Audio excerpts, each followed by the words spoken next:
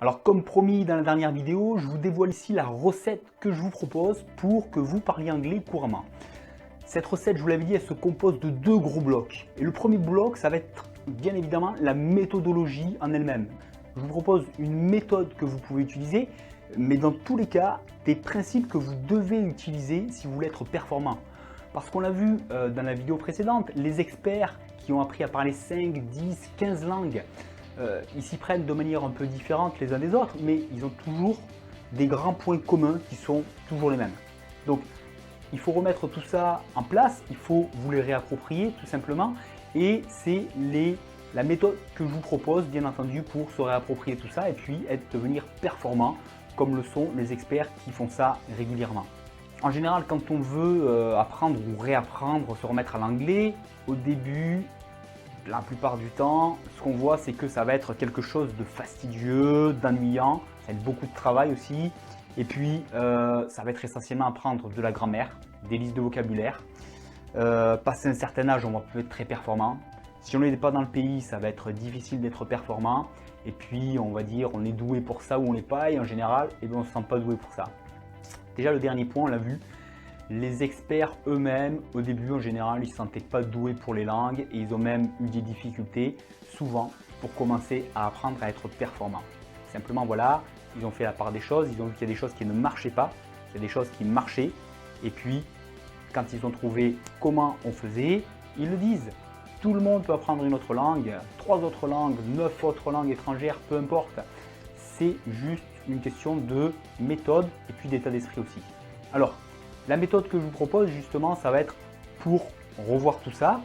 Mais si vous n'êtes pas convaincu déjà que finalement, doué pour ça, c'est pas la question. Je vais même vous dire mieux que ça. Vous êtes doué pour apprendre les langues. On est tous doués pour apprendre à communiquer. Regardez, est-ce que vous ne l'avez pas déjà fait une fois? De manière excellente. Est-ce que vous ne parlez pas déjà une langue? Bien sûr, on parle tous déjà une langue et on l'a appris dès notre plus jeune âge. Alors on est vraiment parti de zéro.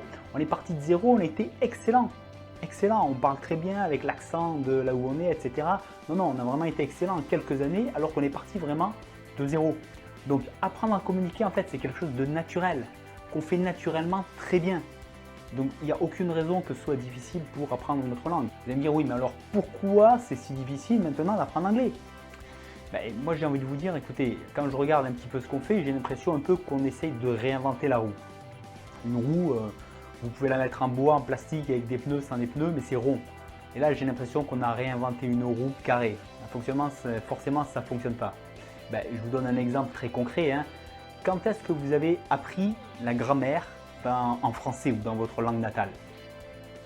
Quand vous êtes rentré à l'école primaire. C'est là où on a commencé à apprendre la grammaire. Mais on parlait déjà très bien la langue. Donc la grammaire, on ne l'a pas appris pour apprendre la langue. On a appris la grammaire quand on savait parler la langue, pour écrire peut-être. Et quand on prend les cours traditionnels qu'on trouve un peu partout, en général, l'élément central, en tout cas un des éléments centraux de la méthode, c'est la grammaire. Alors, moi je veux bien qu'on change de façon d'apprendre, mais je fais deux constats là-dessus. Le premier, c'est que c'est pas du tout comme ça qu'on s'y est pris quand on l'a déjà fait et qu'on a été justement excellent. Alors changer radicalement la méthode alors qu'elle marchait déjà très bien à la base, je suis méfiant. Et puis deuxième constat, on a essayé. Pendant des années, on a tous passé 5 ans, 10 ans à l'école, à passer plusieurs heures par semaine à apprendre au moins une autre langue. Et la grande majorité d'entre nous, on est sortis de l'école, on avait même du mal à aligner 3 mots correctement. En tout cas, on était passablement mauvais dans la langue. Alors j'ai envie de dire, est-ce qu'il serait peut-être pas temps de revoir la façon dont on a d'apprendre les langues? Non, en réalité, nous sommes tous très bons pour apprendre à communiquer et apprendre n'importe quelle langue. Donc tout simplement, utilisons nos capacités naturelles. S'il y a des gens qui sont aussi performants dans l'apprentissage des langues, c'est tout simplement parce qu'ils ont arrêté d'utiliser des systèmes qui ne fonctionnaient pas et finalement ils sont revenus à quelque chose de beaucoup plus naturel qu'on a fait quand on était tout bébé, même si bien sûr il y a quelques variantes dans tout ça. Donc tout ça, c'est ce que je vous propose de retrouver dans la méthode que je vous propose et puis surtout dans les deux grands principes sur lesquels va s'articuler la méthode. Les deux grands principes qui vont permettre justement de retrouver cette faculté naturelle d'être performant et puis de les mettre en place à travers une méthode. La méthode en 10 minutes par jour, c'est ce que je vous propose pour mettre en place ces deux grands principes. Donc retrouvez-les, tout ça je ne vais pas les détailler ici parce que je l'ai déjà fait dans d'autres vidéos, mais vous pouvez le retrouver sur le site parleranglais.training.